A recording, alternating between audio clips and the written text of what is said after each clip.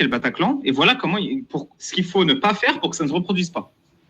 Et je me souviens, à l'époque, il y avait le choc énorme. Ma famille qui disait « Oh non, ils ont les signes de radicalisation à l'école. » J'ai 5 frères et sœurs, je suis l'aîné. Et ils disaient « Faites attention à l'école qu'ils ne voient pas les signes de radicalisation chez vous. » C'était un truc que l'État avait dit pour les profs, signaler les signes de radicalisation chez les enfants. Et moi j'étais musulman, j'étais le plus musulman de la famille, ça m'a choqué. Je me suis dit « Mais attends, si on est vraiment une religion de paix et d'amour, si on est vraiment intégré en tant que citoyen français, c'est à nous de donner ces signes de radicalisation. C'est pas l'État français qui connaît rien. Je veux dire, Macron, il est bien gentil, mais il sait pas ce que c'est d'être une fille musulmane de 12 ans qui a ses premières règles. Il sait pas. Genre, moi, je sais plus que lui. C'est à nous de dire, de participer à la vie citoyenne. Et c'est ça que je pousse les musulmans. Mais, alors, les pardon, du coup, pas être des citoyens. Et moi, je les pousse à l'être. Vas-y, excuse-moi. Moi, je pensais que tu allais dire autre chose. Hein, que quand on est musulman, la radicalisation, c'est bien. Enfin, quand on est croyant, on veut dire, moi, de base, si je crois que le message, surtout l'islam, parce que c'est quand même la parole de Dieu texto, quoi, alors que les autres, bon, il y a eu des négociations. Mais là, c'est la parole de Dieu directe. Si j'y crois, moi, je veux que les croyants soient radicaux. Oui. Et si la radicalité, ça amène plus de violence que la non-radicalité, alors soit mon filtre moral n'est pas le bon et j'ai tort d'être contre la violence, soit il y a un problème, en fait, avec la radicalité. Et alors, on en fait quoi de ça quand on est dans une famille et qu'on voit que la radicalité, ça amène vers des comportements qui, a priori, on est d'accord pour dire que c'est pas les bons. C'est là où tu es pris en otage. Parce que c'est ça que ça te fait en tant que musulman. Tu vois bien que le membre de ta famille devient un djihadiste, devient un extrémiste, va peut-être partir en Syrie faire la guerre. Mais ça veut dire qu'il devient un meilleur musulman. Donc tu es pris entre ta conscience et ta raison qui te dit « Non mais mon frère, ma sœur, je l'aime, il y a un truc qui va pas. » Et je vais pas arrêter son cheminement vers la foi. Moi aussi, je devrais devenir comme ça. Et ces deux trucs s'en mêlent dans ta tête, en fait. Et tu deviens complètement irrationnel. Et c'est pour ça que c'est des gens c'est très émotionnel, c'est très. Tu vois, ma mère, c'est pareil. Quand je commence à prier trop et après à me lever la nuit pour prier et ça nuit à mon rythme du sommeil, en même temps, elle se dit non, mais je veux qu'il soit reposé, qu'il aille à l'école, qu'il réussisse ses études. Mais en même temps, je peux pas lui dire de pas prier à Allah parce que c'est écrit dans le Coran, lève-toi un tiers de la nuit et prie. Et donc, tu vois, tu rejettes ton humanité, en fait, petit à petit. Tu deviens moins humain. Alors que c'est par humanité que tu veux pas que le mec il soit réveillé la nuit. C'est par humanité que tu veux que le mec il aille pas buter des gens ou se faire buter. Oui, mais comme tu dis dans le livre, il faut avant tout aimer Allah et Mohamed avant sa famille. Avant tout le monde. Ça, c'est une citation exacte. Hein. Personne n'entrera au paradis s'il ne m'aime pas plus que son père, sa mère et lui-même. Voilà. Est-ce qu'on peut aimer des poissons rouges plus ou pas?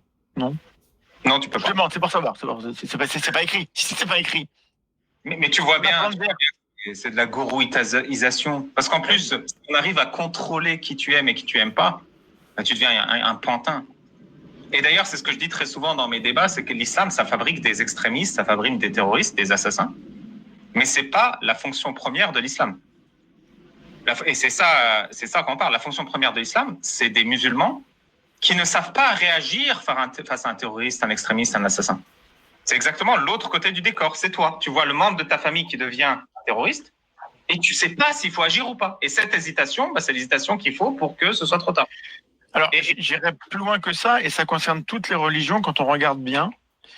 La fonction première, alors, on peut négocier et discuter avec des experts, mais quand on regarde à l'échelle anthropologique et de l'évolution, la fonction des religions, c'est d'assurer le contrôle de la sexualité des femmes. C'est ça qui est au cœur de toutes les religions. Voilà. Et le reste autour, ça s'agrège plus ou moins bien, parce que dans l'espèce humaine, il y a un truc qui est comme ça, c'est que maman sûre, papa peut-être, et que les hommes avec leurs petites bites, ils sont obsédés par l'idée qu'il faut que ce soit leur jus à eux qui a donné le bébé et qu'ils vont élever par ceux comme ça. Et ce comportement de contrôle de la sexualité des femmes, qui est un truc qui date d'avant les religions, elles l'ont pas inventé, ça a toujours existé. On aurait pu avoir une culture qui décide d'émanciper, parce que le Coran, les musulmans nous disent non mais les femmes ont gagné des droits grâce à l'islam. Ouais. On aurait pu décider que ce contrôle de la sexualité disparaît Parce qu'après tout, l'important, c'est d'aimer ses enfants et de les élever. Et, voilà. Non, toutes les religions ont justifié, validé le fait que les hommes devaient avoir le contrôle de la sexualité des femmes. Alors, en islam, c'est particulièrement visible parce qu'en plus, il y a un harem, et un peu après, on les grillage, etc. Donc, c'est plus fort qu'ailleurs. Mais toutes les religions ont toujours fait ça avec l'obsession de la virginité des femmes, qui n'a d'autre raison que j'achète ta fille, mais il faut que personne ne s'en passe dessus parce que je veux que le gosse qui sort, ce soit le mien. Et si vous regardez bien avec ces données-là, ça explique tout. Et après, dessus, c'est greffé plein de jeux de pouvoir, monsieur. Mais fondamentalement, et c'est bien pour ça que je ne comprends pas ce qui se passe parfois avec des féministes décoloniales qui défendent la religion. Alors, elles peuvent être décoloniales, mais elles peuvent pas être féministes si elles défendent la religion. Ce n'est pas possible. Elles n'ont pas compris ce que c'est, en fait. Et oui, je leur fais des leçons de féministes. Parce que là, en l'occurrence, c'est grave de faire un contresens aussi fort que ça. Voilà. Après, bon, chacun son combat. C'est pas forcément là-dessus que les gens veulent appuyer. Mais, parce qu'il y a plein de gens qui disent, la religion, c'est ceci, la religion, c'est cela. En fait, on se trompe toujours. Mais ça, c'est vraiment un truc qui est universel. Oui, en fait, il y a deux raisons pour ça. La première, celle qui est souvent oubliée par tout le monde et que je rappelle tout le temps, c'est le cynisme. Elles font pas ça parce qu'ils y croient, elles font ça parce que, je l'avais dit dans notre entretien avant de préparer le live, parce que ça leur donne du pouvoir, du pognon, de l'attention. Et elles s'en foutent que ce soit vrai ou faux. Et pareil, moi, j'aurais pu devenir cynique, j'aurais pu devenir imam et contrôler des gens et me faire du pognon comme les prédicateurs américains font dans leurs églises avec le show et tout, avec un truc qui plaît aux gens. Voilà, notre islam de paix, de tolérance, etc. Et il y a des prédicateurs qui font ça. Il y a le cynisme. Et l'autre, évidemment, c'est la dissonance cognitive. C'est que toi, dans ta tête, en tant que décolonial, tu as quand même l'islam de ta grand-mère. On t'a appris à haïr le blanc, le colonisateur, le français.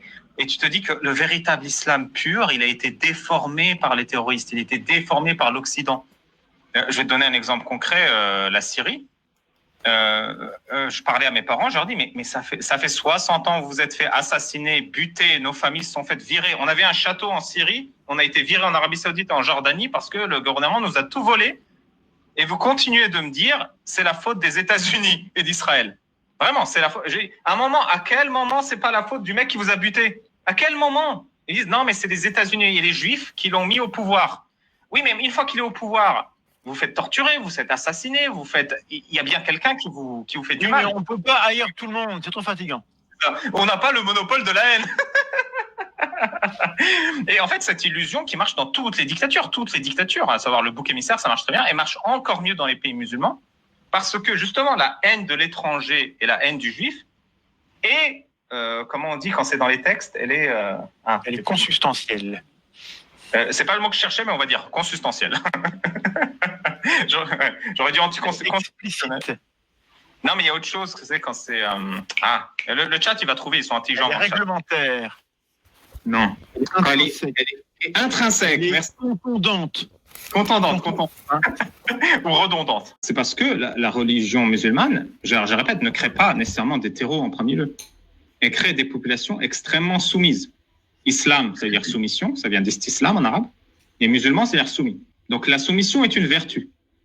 Tu te soumets à qui? Tu te soumets à Allah. Ouais, sauf que la belle affaire, Allah, il n'intervient jamais. Donc tu vas te soumettre à qui? Mohammed. Super, il est mort. Du coup, tu te soumets aux autorités religieuses. Et donc tu habitues les gens à ce que la soumission soit une vertu. Et en plus, c'est un truc comme dans les autres religions, mais c'est très exacerbé dans l'islam. On dit chacun sa tombe. Tu ne rends des comptes que pour toi-même. Donc quand tu subis une injustice par un dictateur, un facho, vraiment, ton premier réflexe défensif, c'est Allah va le punir quand on sera mort. Donc, ta première forme de résistance, c'est d'attendre la mort. Évidemment que le dictateur, il est bien. Il a une population tout entière. Quand tu les écrases, quand tu les opprimes, il va dire tu vas voir quand je serai mort. Mais ça, pardon, mais ça remonte. Jésus n'a pas dit autre chose. Hein. Mais je le sais bien. Mais en France, maître, il faut rendre à César ce qui est à César. Tout à fait. Mais en France, on a désacralisé. Les grands régimes autoritaires sont toujours très très contents d'avoir des amis. L'Église orthodoxe russe est très proche du pouvoir. Ça a toujours été. Non, tout à fait. Mais il y a cette illusion, tu vois. Le musulman pacifique. Pourquoi il y a eu cette décennie noire en Algérie? Je prends cet exemple. Parce que les islamistes ont voulu promouvoir la charia. Les Algériens ont voté pour la charia parce qu'ils ne savaient pas c'est quoi la charia. Les musulmans, ils ne comprennent pas c'est quoi la charia quand ils votent pour la charia. C'est passé, l'armée, qui est une autre mafia, a dit non, on ne veut pas que vous nous voliez le pouvoir. Donc c'était un combat de mafia entre la mafia musulmane et la mafia de l'armée algérienne. Et du coup, il y a eu ces massacres où les musulmans qui voulaient le pouvoir ont commencé à takfiriser. Donc ils ont dit, toi, tu n'es pas un bon musulman. Toi, tu es musulmane, pourquoi tu n'es pas voilé? Décapité dans la rue. Toi, tu es musulman, on ne t'a pas vu à la mosquée, attention, tu vois. Et du coup, il y a eu du takfirisme, c'est une mécanique. C'est une mécanique très simple dans l'islam, c'est je suis un meilleur musulman que toi, donc je peux légitimer par l'ordre d'Allah que je me débarrasse de toi. Et ça fait 1400 ans que ça dure, le takfirisme. Tu vois, donc l'islam, c'est un outil qui crée les fondations et les mentalités pour que ce genre de scénario apparaisse. Ça, tu le vois très bien dans mon livre, quand ils disent Mohammed s'est fait agresser par un poète et il s'est défendu en le décapitant. Ça, je ne sais pas si tu es arrivé à ce passage, c'est Ka'b ben al-Ashraf. Mais ça, c'est les textes dans l'islam, c'est ça. Il s'est fait attaquer par des poèmes. Et il s'est défendu en lui tranchant la tête. Ça fait mal des fois. Hein. Ah bah, si tu le lances très fort, tu le fais en boule. mais tu vois comment... C'est douloureux. L'aliénation est totale. C'est-à-dire qu'ils vont utiliser le vocabulaire du bien pour le mal et du mal pour le bien, mais vraiment sans honte et hontément. J'ai appris ce mot récemment. Et par ailleurs, le bien, le mal, je suis désolé, mais un acte altruiste, un vrai acte altruiste, et c'est pas moi qui l'invente, hein, on a montré, en comparant les populations, notamment chez les enfants, que les enfants de familles non croyantes comprennent mieux ce que c'est qu'un acte altruiste et le font spontanément, alors qu'un enfant croyant, il fait le bien parce qu'il va être récompensé. Il évite le mal parce que sinon il va être puni. Et donc on inculque dans la tête des gens, alors d'une certaine manière, on a peut-être besoin que les humains, on les incite à pas faire le mal, mais on vous incite de base que tout ce que vous faites, c'est en vue, à la fin, il y a un compte très très précis d'apothicaire, et puis vous serez récompensé si vous avez fait plus de bien que de mal. Et donc ça implique de n'avoir aucune conscience. Moi, c'est ma conscience qui me dit ce que je dois faire ou pas faire. Donc j'ai un sens du bien et du mal, quand d'autres ont un sens comptable des actes qu'ils doivent commettre ou pas commettre. Et donc, il faut être non-croyant pour avoir un véritable sens du bien et du mal.